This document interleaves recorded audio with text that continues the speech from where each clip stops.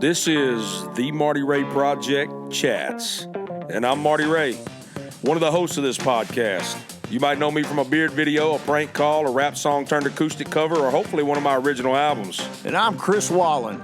You might know me from, where would they know me from again? You might know Chris from number one hit songs like Don't Blink by Kenny Chesney and Something to Be Proud Of by Montgomery Gentry. Whether you know either one of us or not, I bet you're going to have fun here. Welcome to the project. Download, subscribe, and rate, whether you love it or not. Sound supplied by Rodecaster Pro.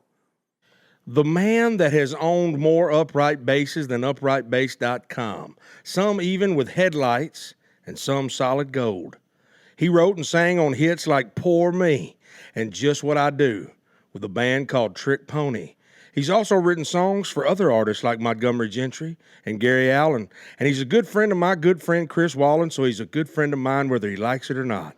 Ira Dean, welcome to the show, brother. Oh, thank you. Now we're friends. Whether you I like it or not. Right? We just became friends. I know you might not want me as a friend. Thank you for coming out. That'll do the rest of the show, and we appreciate it. No problem. We're gonna do an outro, and then we'll be done. Awesome. Perfect. So we start every single episode with a fast five. Okay. You should be very good at this. You're a quick thinker. Okay. I can tell by that Andy Griffith talk earlier. I shouldn't have took a Valium before I got here. We ask 5 fast questions. Okay. We get 5 quick answers. Okay. Not 5 fast answers, 5 quick ones. Okay. Okay, you ready? Yeah. Favorite moment with Chris? With Chris? Can we really say that on the air? Anything you want to say. How are we going to do that one? You just do it. I mean- you go for it. You just rock it, baby. Do I tell? Tell Well, him. I mean, Tell him. we were, you know. I mean, is your wife going to get mad? I mean, No. okay. So She's not going to hear this. I had to. No, she knows. I had to judge a Miss Nude America contest thing. In where were we at? Indiana or something? Yeah. And I brought it was Chris with me Indiana. because I was like, I need a babysitter. And it was me and Ron Jeremy were judges, and Yeah. some porn star, I can't remember her name, but they paid well, so I ain't gonna pass up on a gig. How much they pay? I can't remember, but it was good. Was it like 6-figure pay or like No, not 6 figures. 5-figure? It was good. It was good enough for me to drive out to Indiana and Bring Chris with you. bring Chris with me. And Chris just Yeah. sat there and shook his head. He goes, I can't believe this. I said, I can't either, but hey, they're paying. I remember when Chris didn't know though. You didn't know. No, well, I mean, when we come there, I didn't really understand What was happening? going on until I actually woke up. He was gone. He went to do interviews and stuff, and I just woke up like, oh man, what are we doing here? And I looked, and there wasn't a bathroom. I was like, there's no bathroom. And I looked, and there was this guy sitting out there in this cart. He was, you know, the guy who took us everywhere. And I said, so where's the bathroom? He goes, oh, the public showers are right down here. Community. Yeah, Were they I'm not community going to do showers? that. Yeah, they were Yeah. community showers. Yeah, Yeah, I don't I'm like- not part of the community. I don't like that. Now, No. now, let me ask you a question. How was it walking around naked, y'all two together? Was that Well, thank awkward, you. or did y'all become closer? Well, at first it was awkward. No, It was a little. It was the judge. Me and Chris were clothed along with all the judges. Yeah. But everybody else seemed to just be, Naked. carefree and naked. Yeah. Was it a lot of old people, or were they all sexy? They weren't all sexy. The ones on No, stage were all yeah. very good-looking women, and there was the audience. There was like a nudist colony around it, and there was some stuff you just don't want to see. But I still have nightmares about when the end of the day. We went to go get something. We were actually walking out, and this guy was like, "Hey, we just opened this buffet. We could eat, you know." There was nobody there yet. They hadn't really opened it yet. We went and we got our food and we sit down. And here's a little something that you might not realize. Look at a table and then stand up. The table is perfect height. dinker level. Yeah. Okay. And so here comes all these people getting, dragging God who for the- knows what through the mashed potatoes. For the record, we were the first ones through. We were the first ones through, and I was just like, thank you, Lord. Yeah. because I think there was some tracks to them potatoes. Oh man! And I was like, oh my god, we got to get out of here. We Yeah. have to get out of here. So they're like, He said tracks in the potatoes. yeah. I'll just A eat little around. trail. Yeah. I just I eat don't ar- want them. I don't want that. No. So there He's you like, take some potatoes. It's like the guy from Scary Movie with the messed up hand. yeah. That is my strong hand. Take it. Oh, I see you've been eyeing some pie. He comes in, stirs the mashed potatoes with his hand. Sometimes I just lick it. Yeah. So- You sound just like the guy. Did you play that part? Yeah, that was me. Yeah. Golly. Yeah. That I was love it. your role there. Thank you. That's my real hand. Yeah. I actually had to build the other one up. So y'all were walking around looking at penises, and then what? No, you know what's funny No. though? So I had a judge, and then after it was done, they were like, "Hey, set up a merch table and maybe play some songs or Oh, something." my God. I set up my merch table, and we look to our left, and I'm next to the dildo stand. I swear to God. And And I we're said, sitting there, and I was like, I looked at Chris. I said, "Let's tear this stuff down. Let's get out of here." let's get out of He's here. just dildos flopping around in the wind. I was like, let's get out of here. Let's get You out know of here. what? I don't like this. But first of all, how much you want for that big purple one? Oh man! I've been eyeballing that one with the headlights I'm on. like- It I'm matches like- my base. Oh, that's my signature series. There has been lots of times being friends with Ira Dean that I've looked around my surrounding and said, how did I get here? There's been a few times it's like, I don't understand how I got here. Well, with a name like Ira, you know, I'm not gonna. If they offer me money, I'm gonna show up. You know? Yeah. Why is it? What's that name mean? Has that got a meaning to it or something? It's Jewish. Are you Jewish? Are you no, Jewish? I'm not. But I just got the Jewish name. I'm not Jew, but I'm Jewish. He's Jewish. Yeah. Jewish, yeah. Yeah. Just pay me. I'll show up like a pizza. I'm not fat, but I'm fat-ish. Fattish. But I'm actually really fat. So it's funny though. It's very peculiar to sell merch at a place where they don't wear merch. Yeah, but I did sell yeah. some. You did. Yeah, they didn't Was you wear selling it. like underwear, Ira underwear No, and it was stuff? T-shirts and hats and CDs and They all that. definitely didn't wear it. No, they didn't. Hats and tennis shoes would probably be good. Like I Yeah. believe they Yeah. wear a hat and a tennis shoe. Don't want to burn my head. That was the longest Fast Five I've ever had that on the was show. really long. Well, Yeah, that was long. Well, you asked me a question. I was like, dang, No. should I say something? I'm glad. I'm thankful it was. I'm just going to cut half of it out. Yeah. No. That's good content. Here, ask me the question. Nudist colony, go. That's it. Yeah, he'll be. This No, Cockney. What was that last word? Did you just say Knee. cockney? Yeah, what was that? Cockney. New cockney. That's what his brain was doing at the news. What? Oh, Cockney. Where do I look? Where do I look, new cockney? Look Guys, down. like, why you keep looking at my knees? I'm not Cockney. No. He's like, squirrel. All right, Chipmunk, look Oh at God, that's not a squirrel. let's get. Nice squirrel. Not a squirrel. Dead gum. Squirrel. It looks kind of like a squirrel. Then he need to just get becomes that- accustomed to it. He's just going around. How you doing? He's trying to feed How you it. doing? Here you go, buddy. Come on. They're like, go on, I'm feed like, it. sir, you need to get that looked at. The guy goes, I've played this game before. I want to kick that long-haired guy out of here. He tried to feed my dinker oatmeal. It was peanut butter. No, don't do that to peanut butter now. I like me some peanut butter. Peanut Anyway. butter has made me as healthy as I am today. Oh man. This body's brought to you by Jif. Yeah. Are you an extra crisp, extra crunchy, or just smooth, or what? When I was a child, I loved the extra crunchy. Yeah. Now it's got to be smooth, and it's Okay. actually I don't even eat the hydrogenated ones anymore. I eat the natural ones that you have to mix up. Yeah. Or just drink the oil out immediately and then just eat the dry Yeah. peanut butter. Have you ever eaten a piece of the dry peanut butter without mixing the oil? No. It's bad. Yeah, it's I bet. bad. It's really bad. Yeah. It's hard to get down. It's not like it tastes bad. It's just you're going like you start breathing powder out. Start, Yeah. start looking like a dog. Yeah, worse. Yeah. We'll get some in here. Ben, go ahead and bring that in here because I want Ira to I'll do drink the rest oil. of the interview. I'll drink the oil out of it. You take a Shoot, spoonful. it's like a shooter. Yeah, sometimes I'll do the oil. I'll take a little oil and I put a little peanut butter in there and mix it up in my mouth. You ever do that? No, nobody else has either. But anyway, Well, next time I'll mix it up for you in my mouth and let Just you eat spit it it after. in? Yeah, we'll do that. you'll see Okay, it's yeah. better that way. Look, Yeah. I'm a bird. Open your mouth up.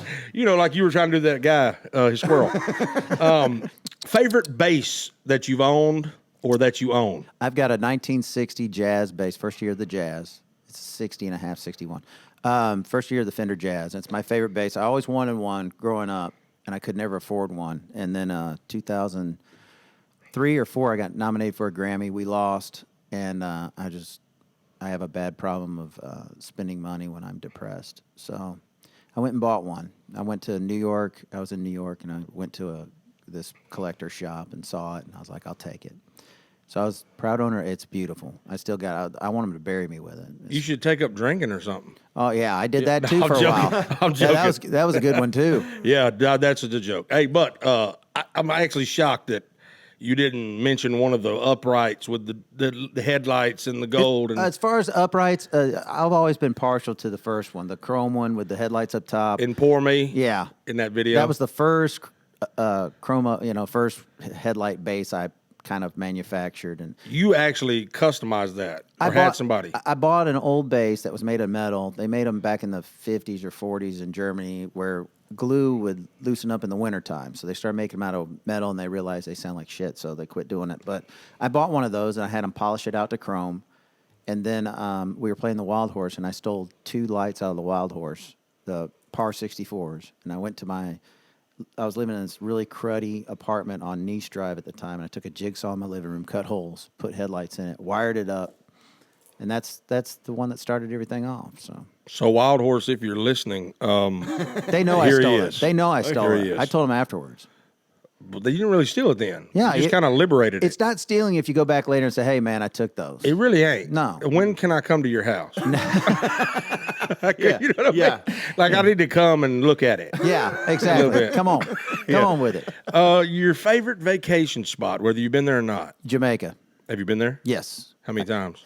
I couldn't tell you. This turned into an investigation, really. Johnny Cash had a house in Montego Bay. It was the first house built in Jamaica in 1791, and I would spend Christmases there. Brag much? With John and June. So that was like, and then I'd go to the other side of the island in Negril, where the parties happened, and I'd spend Christmas with John and June, and then I'd go over to Negril. Is that how you got your? Well, we'll get in that in a minute. Okay. Song you wish you'd written. Song I wish I wrote. Yeah. Anything Goes When Everything's Gone. How's that go? Oh, it's a great. Anything goes, when everything's gone. It's a Bryce great Long song. wrote it. It's amazing. Who sang it? Who made it popular? Randy Houser. Randy Houser. So that's a more recent one because he's not that It's old. a few years ago. A few years back. I hadn't heard that. I'm a gonna have to look great that up. That's the song out of all the songs that's been That's written. the one I always That's hum. current. That's current. When I'm driving, I always seem to be humming that song. I think it's brilliant. It is. You know what It's I a wish great- I'd have written? Happy Birthday. Yeah, Yeah. I do. Yeah. Because that's sung by everybody, and I'm sure you don't get paid for it, of course. But You know, I don't think about it in money terms. Maybe that's Well, you know, y'all think they've about it, just man? started this last couple of years of singing "Happy Birthday" in restaurants again. They couldn't for years. really. Yeah, because they would have to pay royalties. That's the reason when you go to a restaurant. Years ago, when you go to a restaurant, they go "Happy, happy, happy, happy birthday." You know, they would do this crazy thing. Really? That's why they did that, because because they're making money while they're singing Wow. that song, and that's why you couldn't sing that song for years. But I think it's Warner Brothers that owned that song, and they found out, like, here in the last few years, they found out that it went to public domain Yeah. a lot earlier than what they thought. So They've been getting money for that for years, and now it's stopped. It's public domain now. That's so you jacked can sing- up. Yeah. Yeah. That's jacked up. As far as old songs I wish I wrote, probably Eleanor Rigby. I think that's a brilliant song too. Beatles. Or Long and Winding Road, or I love You a Beatles fan? Yeah, some of their stuff. I'm a huge Beatles fan, period. But Yeah. some of that stuff was just brilliant. I never was a Beatles fan because in Memphis, was born in Memphis, so it was kind of like you either liked Elvis or Yep. the Beatles because they were always like battling for the number one spot. So we always loved Elvis. Oh, yeah. Still do. Oh, yeah. So I always I don't want to say hate, but I always had a little thing against the Beatles because I'm like, how dare you try to be better than Elvis? Everybody's like that. They're either Elvis or Beatles. I'm Yeah. both. I think Elvis was Oh, yeah. what an entertainer. Oh, man. There'll never be another. I think he was one of the greatest, man. I did a show and somebody in Ludacris. You ever heard of a man named Ludacris? Yep. Oh yeah. Yeah. He asked me. He said what?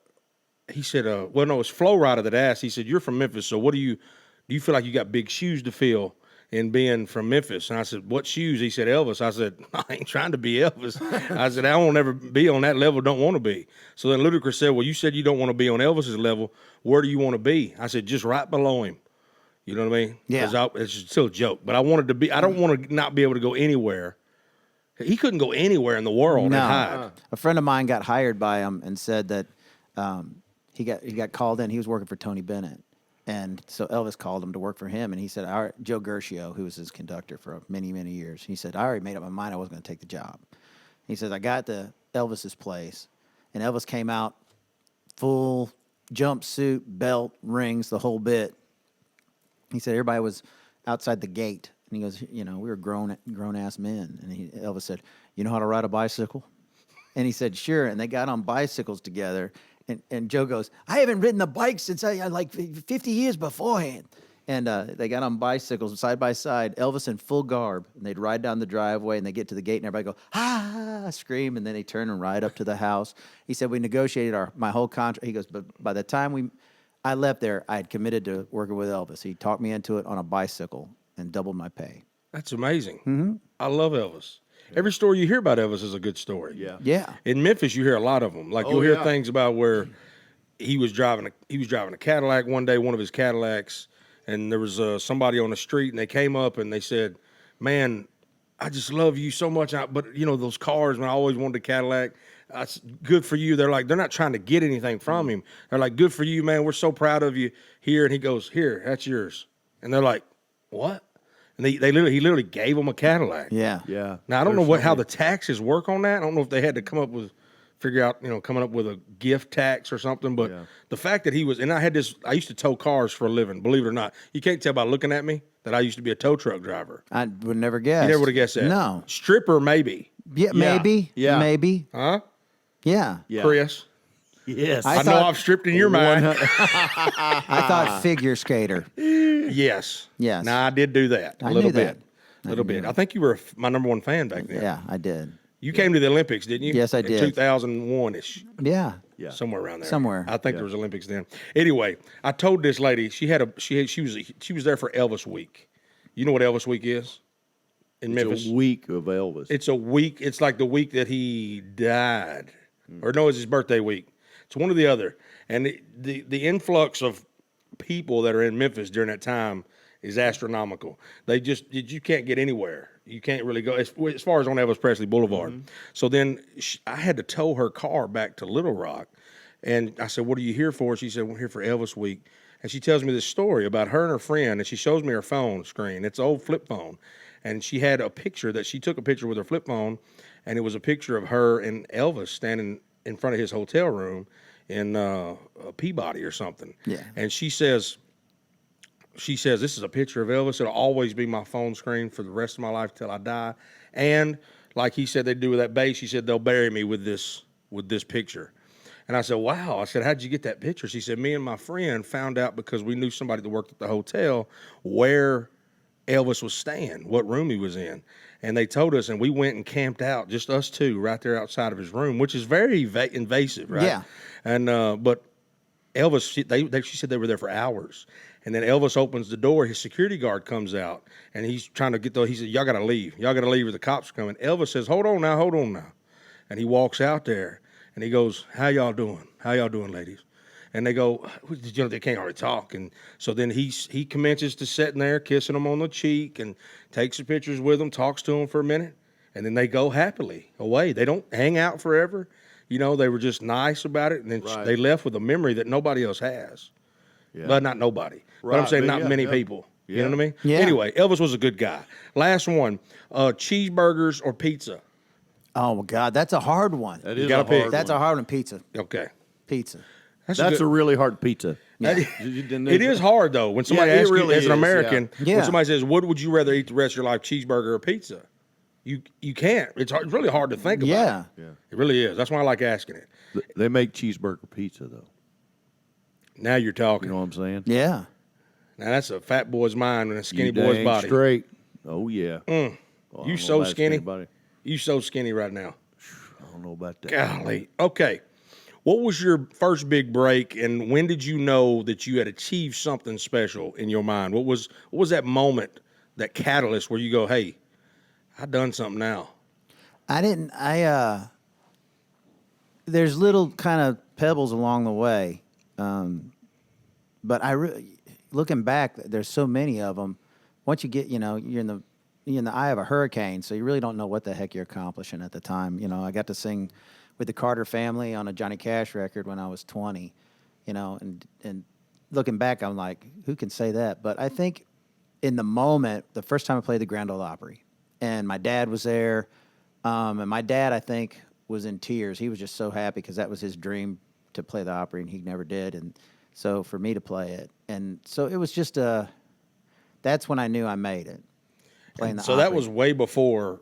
Was that before Trick Pony? No, that was during Trick Pony. That was during Trick Pony. Yeah, and that's when that was like our first single, like 2000, like in 2000, I think. Is that when Poor Me came out? Yeah, Because that was the song that was that the song that launched yeah, y'all that was our right first there? single. That's what launches. Is that still the biggest one? No, we had a number one after that, but everybody knows it from Poor Me. It sold. Right. Poor Me was in the charts for 6 months. So I mean, it was a slow climber. So I still made more royalties off of that than probably anything.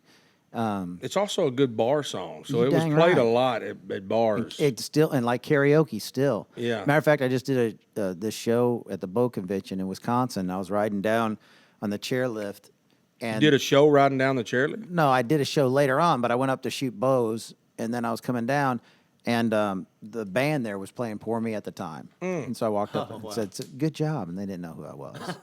They're like, cool. They're like, how would you know that song? I said, I wrote it. And I was in that band. They're like, oh, my God. Did they freak out? Yeah. No, I Did they didn't. ask you to sing one with them? No. But I They felt didn't like you that much. No, not that much. They were already done by the time that chairlift was slow, but I took pictures and all that stuff. They did That was a good job. of you to go Yeah. by and tell them that. I'm not Elvis. They weren't camping out in front of my hotel room, but I was yeah, I one know. time. Thank you. Yeah. And that made me feel good. Yeah, I know. I said, man, hold on. Don't throw them away, man. And Don't you just throw 'em come out and you just kissed him on the cheek. I said, man, He just kissed him right on the let me cheek. kiss you on your cheek and rub on your little. And then he just left. Come on over here to this nudist colony where I'm judging, and I'll show you a few things, little boy. Take a spoonful of this non-greasy peanut butter for me. You want some mashed potatoes? No streaks, I promise. Yeah. Why? Streak free. Oh, boy. Hey, so the biggest crowd y'all ever played for, or you personally ever played for, I assume the biggest crowd was with Trick Pony. Yeah. But I could be wrong. No, it was with Trick Pony. I think it was. It'd have to be a throw up. I think toss between Farm Aid and You Jamboree. played Farm Aid. and Wow. then Jamboree in the Hills. So it was 87,000. It was it's crazy. That many people, that much energy. It was off the That's chart. nuts to think Yeah. about. Yeah. Farm Aid, that's Willie Nelson's gig. Yeah, it was Farm Aid was Willie, Dave Matthews, Neil Young, John Mellencamp, Yeah, Sir Hootie and the Say Blowfish, Sheryl Crow, Steve Earle, and us that Now, year. Are you a big fan of rock music? Oh yeah, big time. Are you more of a fan of country than rock, or are you more of a fan, or did you grow up listening to rock? I grew up listening to old country. Did you? Yeah, my dad Hank was Senior. My dad was a huge Merle Haggard fan. I listened to Hank Senior, our barber, his name was Luke Compton, and he was my dad's drinking buddy. He owned the barber shop in the neighborhood. He would come to our house and play Hank Senior songs, and my dad and him would drink whiskey. And so, I was probably 4 years old listening to Hank Senior and learning, all that stuff. And then, but before me and my dad had anything in common, I was probably 4 or 5. I'd ride around in his Cadillac with him. He had a yellow Cadillac and a 8-track player with a Merle Haggard. And I knew all the words to, top to the bottle let me down and all that stuff. And so he used to bring his friends over. Listen to my kid. And it's like a little 4-year-old kid singing Tonight the Bottle Let Me Down. What was your favorite Merle Haggard song? Even now, what is it? Even now, there's so many. Like, Oh, man. I like the obscure stuff, like Carolyn. I still love that song. Carolyn, let me tell you what I heard about a man today. Yeah. What's your favorite, Chris? Kern River. Oh yeah, Kern River's a monster. I'll never swim Kern River again. What a great melody.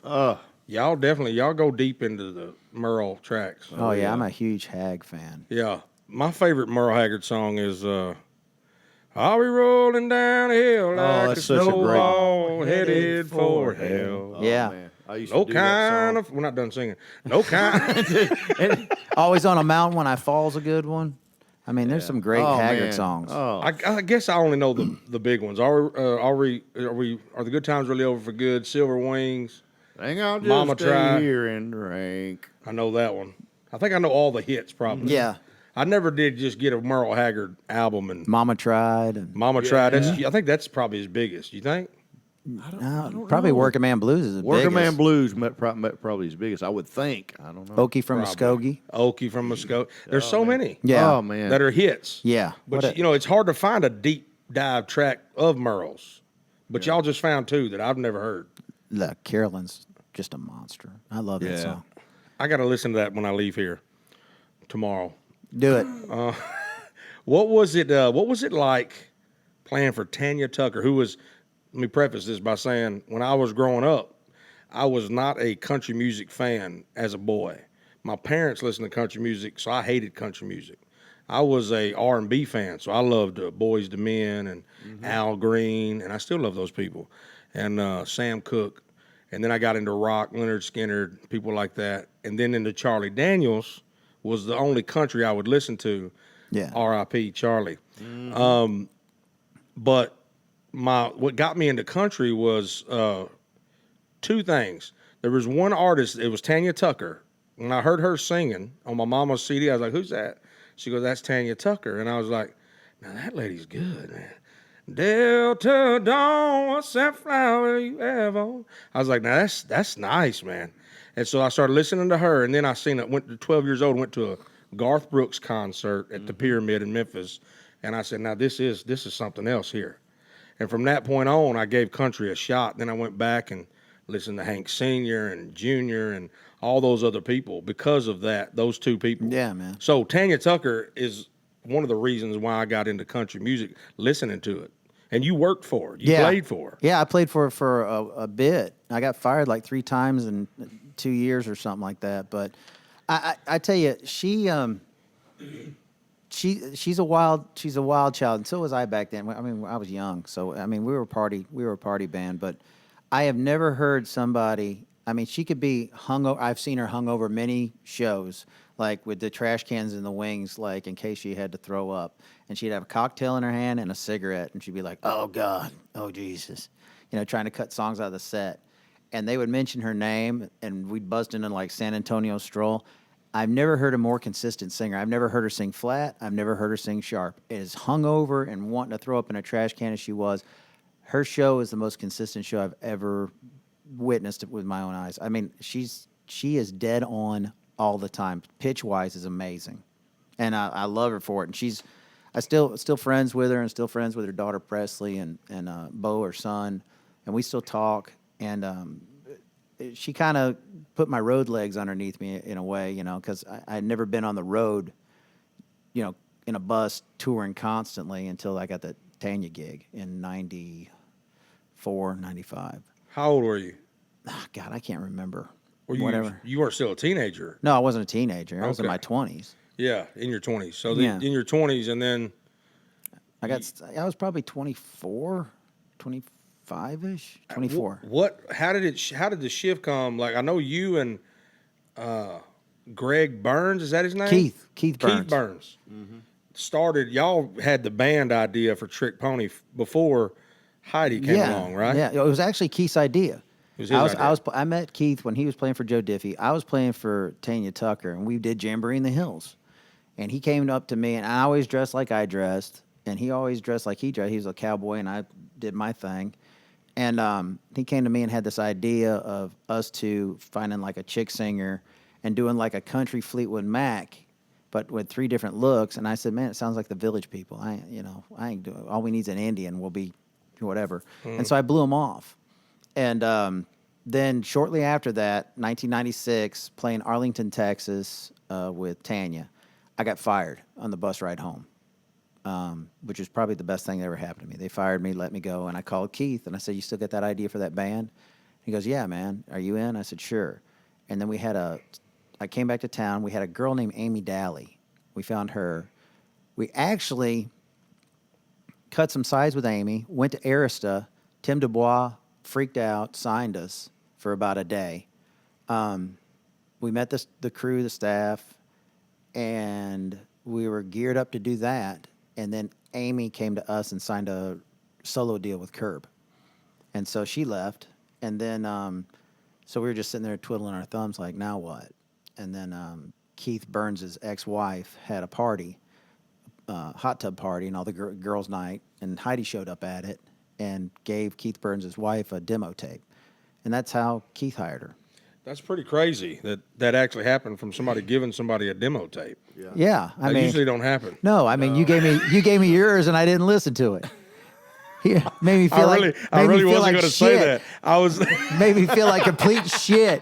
He's like, in Memphis, when you did I gave you a demo tape. You probably never listened to it. I said, I didn't, man. I'm sorry. I was used to people not listening, but I was really meant that when I said it's very peculiar for somebody to give somebody a demo tape. Kiss my ass, man.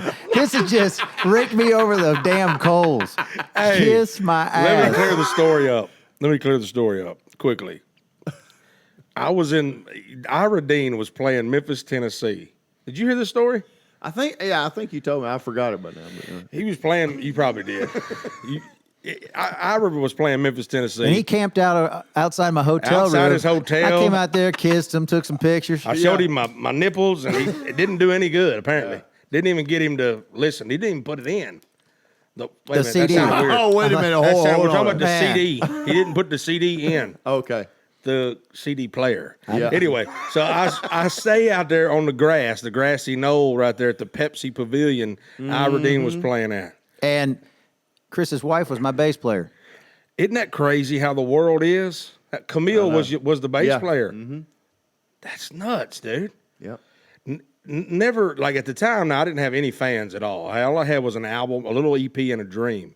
And so I'm going around to different artists. And I crushed his dream. I know. I get it. I get it. I didn't listen to it. I'm sorry. Did you ever download it after that night when I told you? No. Hey, no, it's a bad feeling I get now. I heard you live. I heard you live, and I applauded. You did. Yeah, I think you sang your ass off, man. I thank you for that. No, that's no bullshit. You could have told me that 10 years ago, but you know what I mean? It might have. Yeah. But you know what's funny is I could have got you a gig with Tanya, maybe. I don't know. If you would have got me a meeting with a record label or something, I might have actually signed it. So I'm glad it didn't happen. I'm thankful. That's the truth. Because I don't like. It took me a little while to figure out that ain't what I wanted to do anyway. Right. So if people like you would have taken it and said, okay, I'm gonna take this. I'm gonna actually listen to this, and they listened and he actually liked it, you might have went and said, I'm gonna try my best to get a meeting for this guy. He's okay. He's pretty good. So then, if you thought that, I'm not making assumptions here.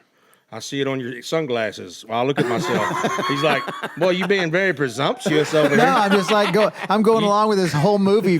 So you listen to it, then you go over to Paul Worley, and then you call me in. And I'm wearing a blue shirt and a straw hat, which I don't even know why I'm wearing a straw hat, but it seemed like good. It was sunny that day, and it was getting my eyes, and I got a hat, so it's... I wore a sombrero, which I knew was a bad move. It was so bad. And I walk in, and he says, we want to sign you. We got to lose the sombrero. And I'm like, what? You're going to change me? I leave.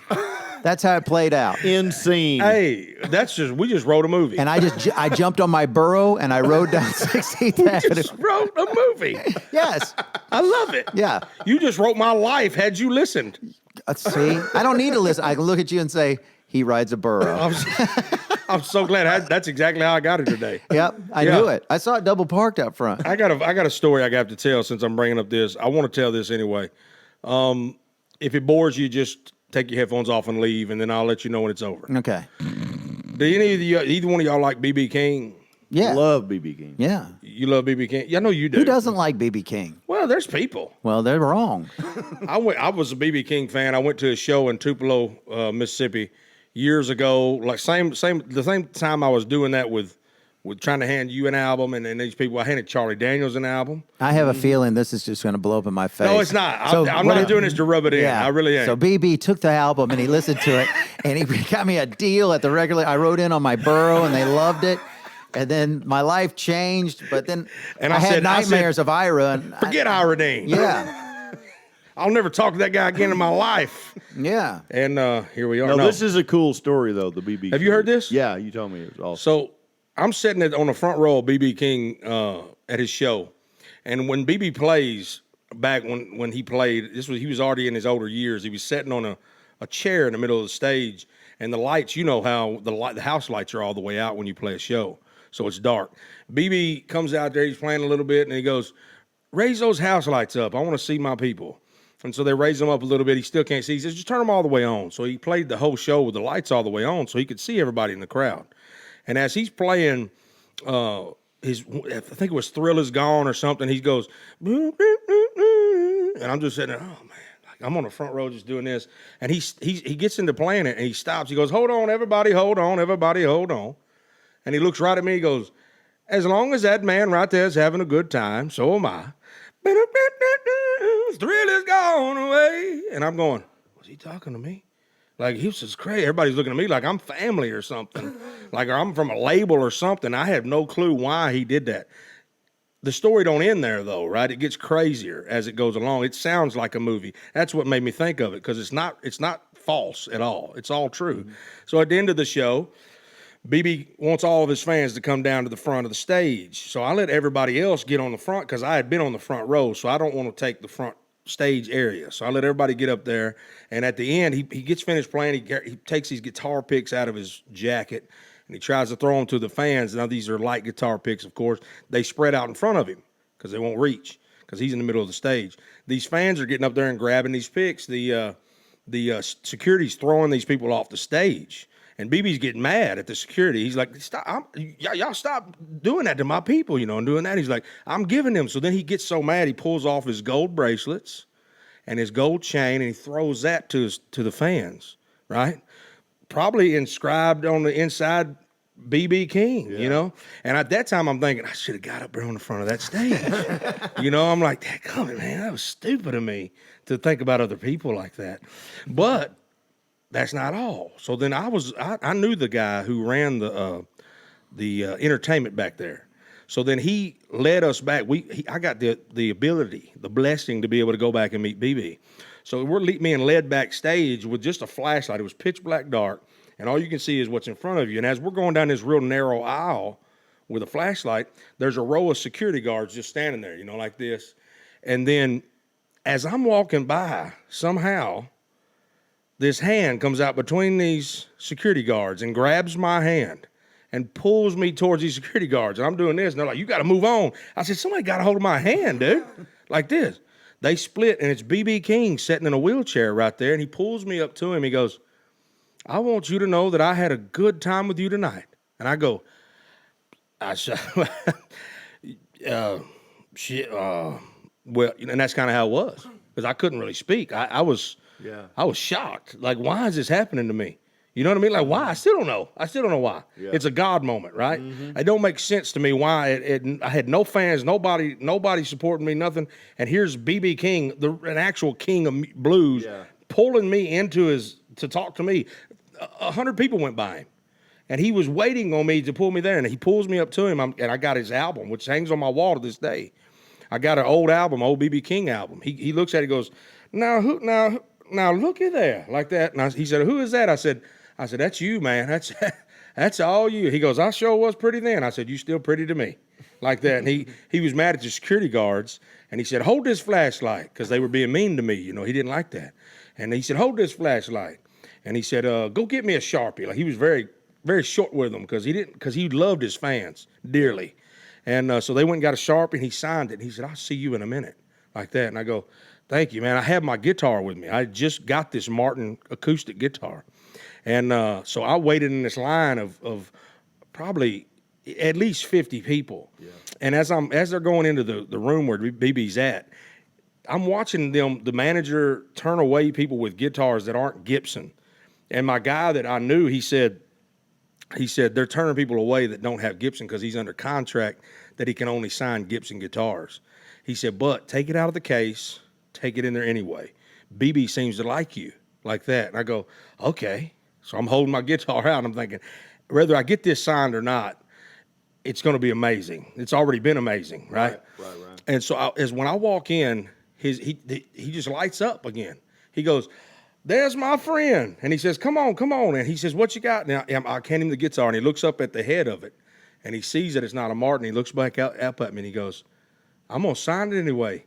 And he signs B.B. King on my Martin guitar, which I still have to this day. And he gives somebody the Sharpie, and he goes, because we're about to take a picture, and we did. But as we're doing that, I'm trying to get my album, my EP out, the one that you hated.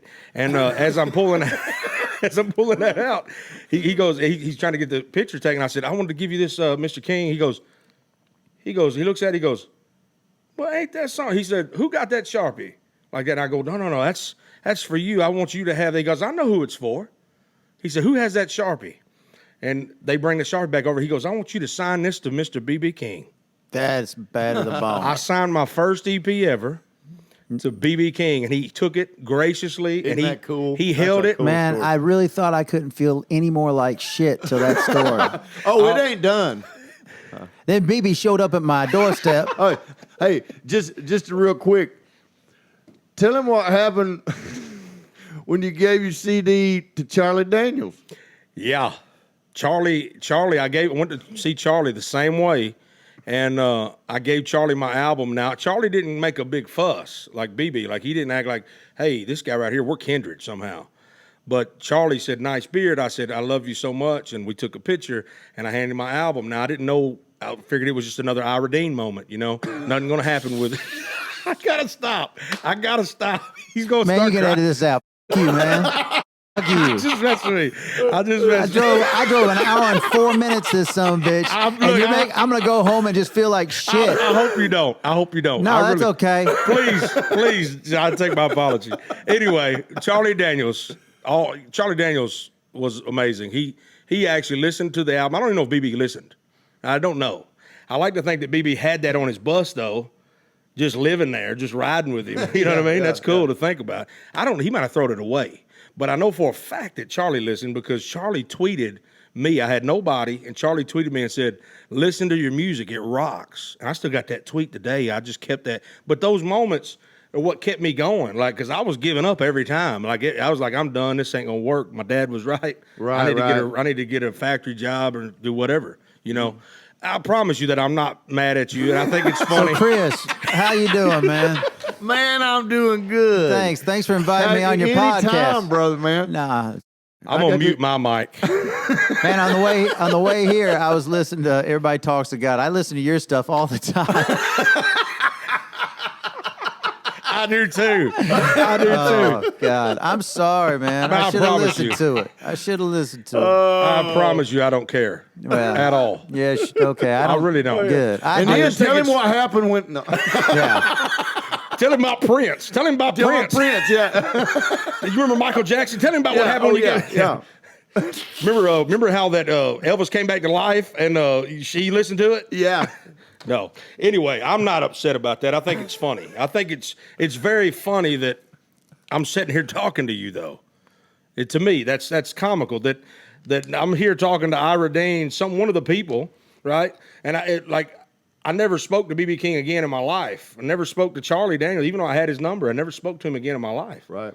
But here I am. See, I show up. And I'm honored. Yeah, I come back into your life.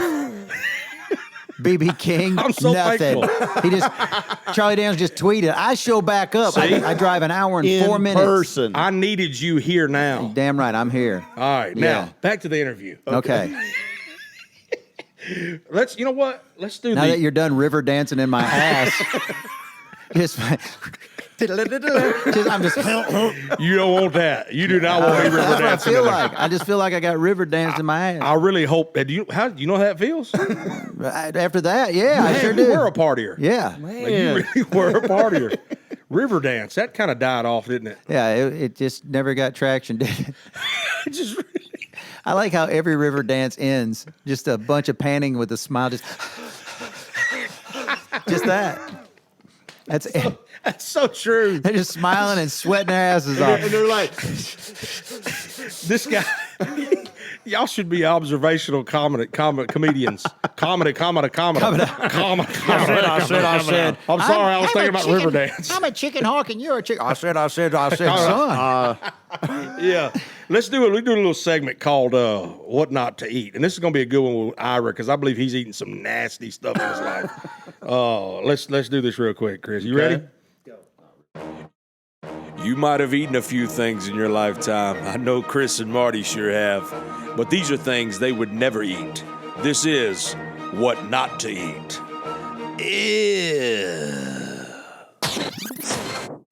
oh, yeah. Wow. Now, what is yours? I'm going to let you go first this time. Okay. Now, listen. Just listen. Is this going to be one? Should we play some? Are we going into a Barry White song? Now, listen. If you're in Alaska, you can have a little thing called jellied moose nose. This is after all the cooking is done, and you just need something special. White meat or dark meat? The list could go on. But interestingly, drawn from perspective of someone well outside American diet and non-American list of most disgusting delicacies. I'm just reading this. It don't even make This any man sense. put a whole Wikipedia I know. page. I did this whole thing. And you're delivering and it so don't well. even make sense. Up in Alaska, Yeah, it all Florence fell apart. Henderson cooks moose knuckle. It's not. Like what?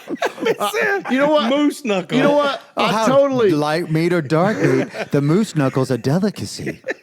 You know Chris, what? what's it called? You didn't even tell us what it was called. Camel It's called toe. jellied moose nose. Jellied moose nose.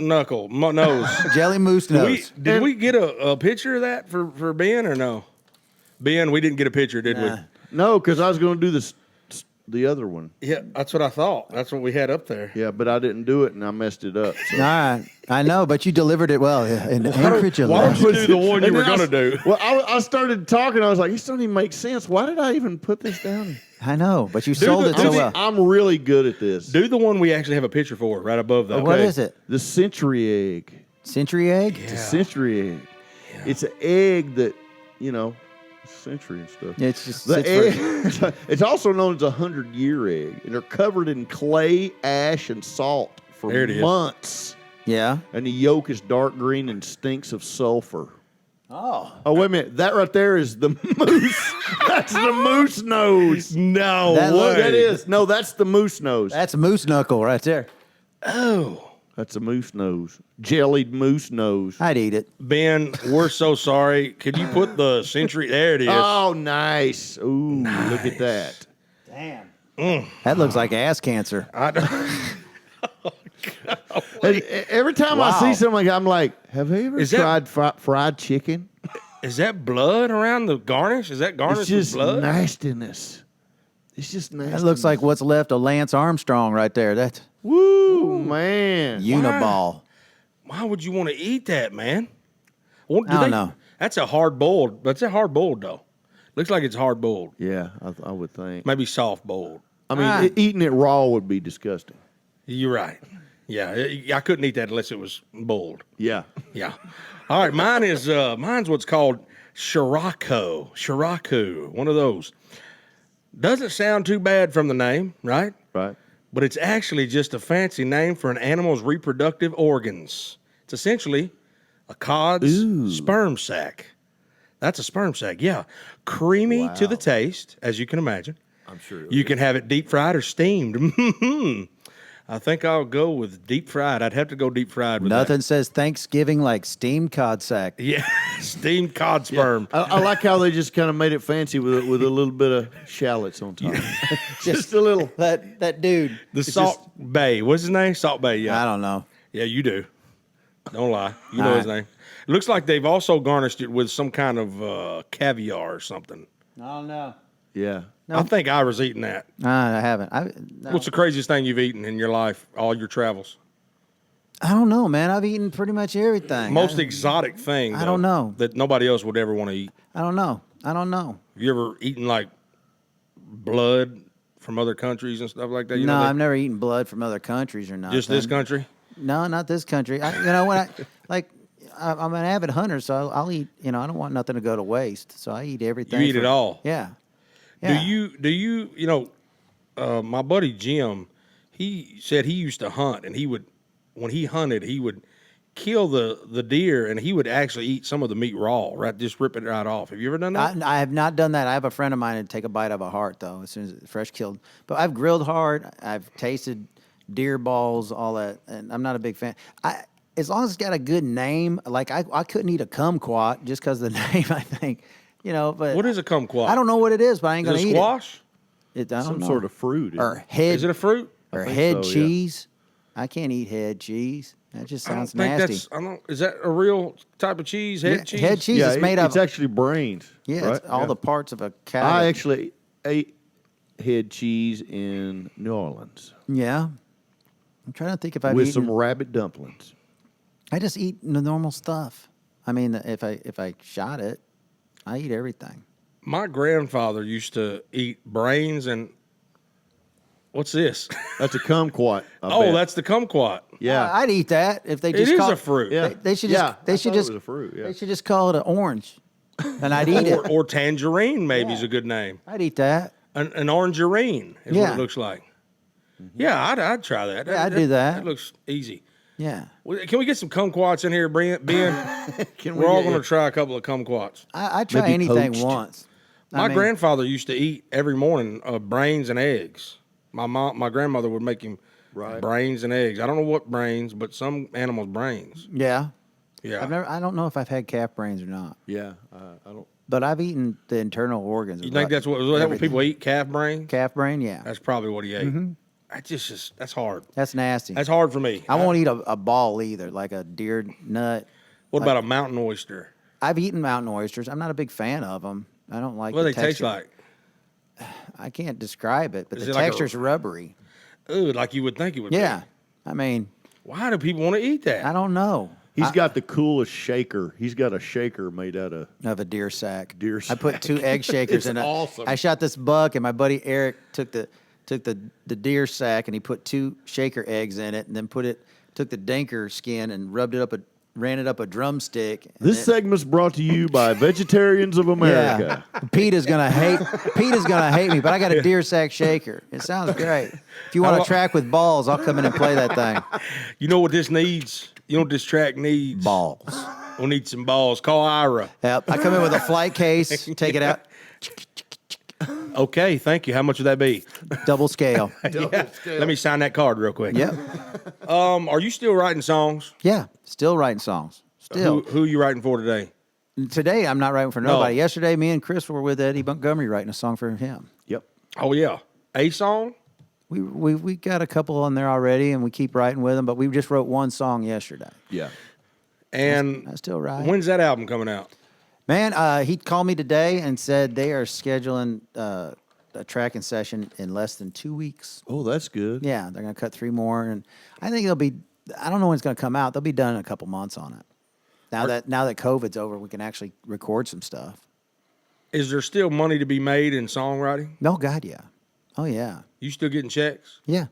How big? Enough to where I don't have to wear a hairnet yet. You know, I was at y'all's show, the songwriter show at the Nash House that Chris Wallen does. You were the Shameless only. plug. You were the only one. Yeah, me and my buddy. Yeah. It was a packed out. It was an intimate thing.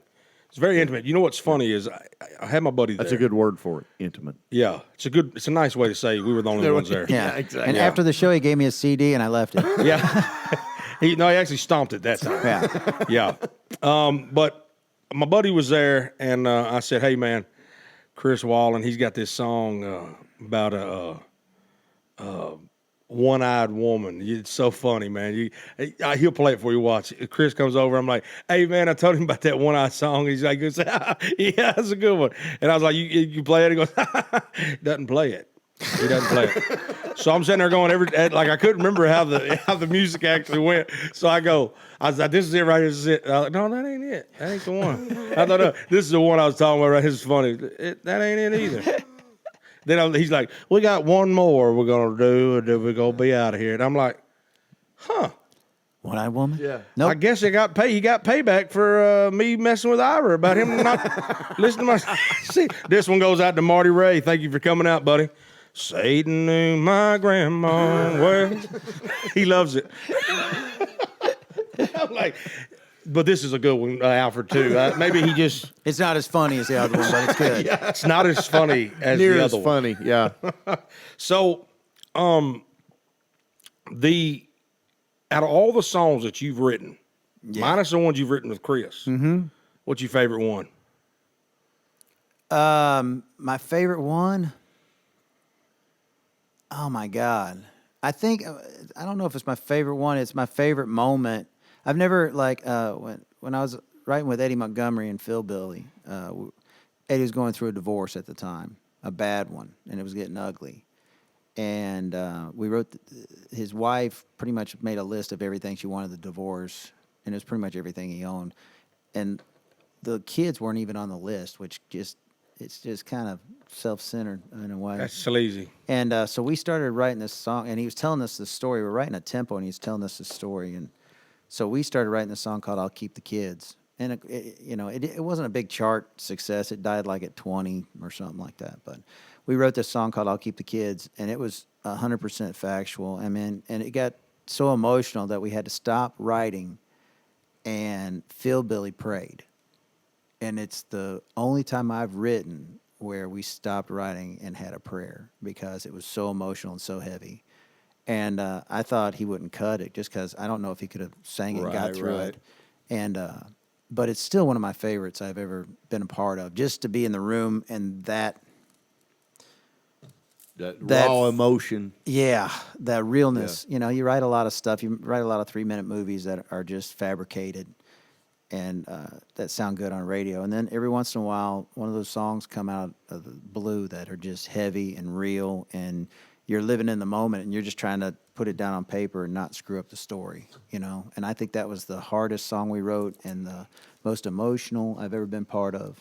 And I'm just really proud of it. I don't care if radio hated it or not, and it was just too real. But I'm proud of Eddie for cutting it. I'm proud of T-Roy for backing him on it. So You played that the night you were there with Chris. I heard that. That's a very good song. Yeah. Very, very good song. Thank you, man. What's the name of it? I'll Keep the Kids. I'll Keep the Kids. Yeah. Very, very good song. Me and my buddy both said that. And it makes sense that a good song wouldn't get played on the radio. Yeah. Isn't that crazy? Yeah, I hate radio. And I'm glad it's dying.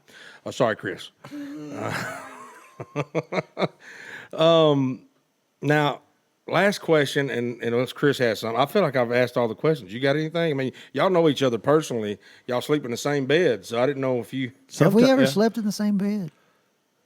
He said that nudist colony. No. I slept on the floor in news colony with my ass against the wall. Who was it? Was it? It wasn't Gary Allen. It was. I think it was. We were out riding with Eddie. Remember that casino? They got a hotel room and only had one bed, and we put all the stuff in between us. We put the pillows. Said, "Don't you cross that pillow. Don't cross that line." Oh, we took like candies. Candy in the middle, and we made a line. He's like, "Don't cross this line." If I wake up and with this piece and this Jolly Rancher is moved. If I've got a Skittle on my belly button when I wake up, we're gonna yeah. If I got any tracks on my belly button, I ain't gonna be no mashed potato, okay? This ain't that kind of trip, Chris. Yeah. We're strictly here writing songs. Yeah. Just songs. That's fun. Yeah. The candy thing is strange that y'all thought that was gonna let y'all know. Y'all really put candy up. Oh, we just whatever we could find, we just put down like maybe a lighter. And I woke up at 3 a.m, and Chris was like this. I was just eating the candy. These gummy bears are sure nice. Good morning, Ira. Were you having a nightmare? Got a Twizzler. He's spinning it. Notice all the candy's gone, but this. You looked hot. Yeah, let me cool you off. I was like, now what? Well, that kind of does feel nice. Right? What's wrong with you? A little closer. Let me get 10 more minutes. He's like, okay, hon. I mean, Ira. At the end of every show, you got anything? Anything you want to say that we didn't talk about? No, I'm out on the Aaron Lewis tour. I'm opening for him, so you can come out and check me out. I remember you telling me that. Yeah. That gum. We start back up the 21st Wabash, Indiana, 22nd here in Tennessee. And then the next weekend I'm taking off. I'm going to go gator hunting down in the Everglades. So You tell Aaron, I said, what's up? He knows me well. We met one time, and he was high out of his mind. He definitely doesn't remember me. But tell him I said hi. Oh, he's got a mind like a steel. Hey, man, what's up? Yeah. Did you give him a CD or anything? I didn't give Aaron a CD. Something about it just told me that it wasn't going to do any good. Yeah. Well, by the time I met Aaron, he might have rolled a joint off of it. Man, I tell you what, you get them seeds out of this thing on this guy's beard. it's getting out. I got to contact this guy. This ink really adds whatever ink he's using. By that time, I was already done with the labels and everything. I had already figured out that handing music to artists wasn't going to do anything. I was just there. I was in Biloxi when I met Aaron Lewis and was there for free doing something, and there was a show that they said, you want to go see a concert? And I was like, well, that depends on who's playing. They said Aaron Lewis. I said, Aaron Lewis is playing? I said, of course I want to go see that. And then he played. When I met him, I said I asked him to play one of my favorite songs, and he played it. Can you believe that? Aaron Lewis played a song I asked him to play. Really? Isn't that crazy? That's awesome. really crazy. He's a good friend. Because I'll even ask him to play something, he'll say no. Really? Yeah. I've had 3 or 4 cuts with him, and he doesn't do any of the songs I helped him write on the show because I'm open. I was like, you could at least like feed my ego and play one of the tunes we wrote together. He goes, nah. That's crazy. I feel really special now, actually. I really do. He'll do one every once in a while, and I'll be like, yeah. Have you heard the one that goes, if I could walk on water like Jesus did before? Yep.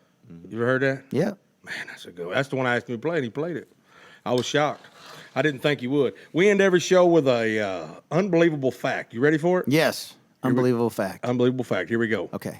You might think it's not true, but I assure you that it is. It's hard to believe it's an unbelievable fact. The founder of Match.com, Gary Kremen, actually lost his girlfriend to a fella she met on Match.com. The guy's name was Ira Dean. It's weird, man. It is odd. It's a weird coincidence. I know. It is crazy. It's so weird. Here's a weird fact for you.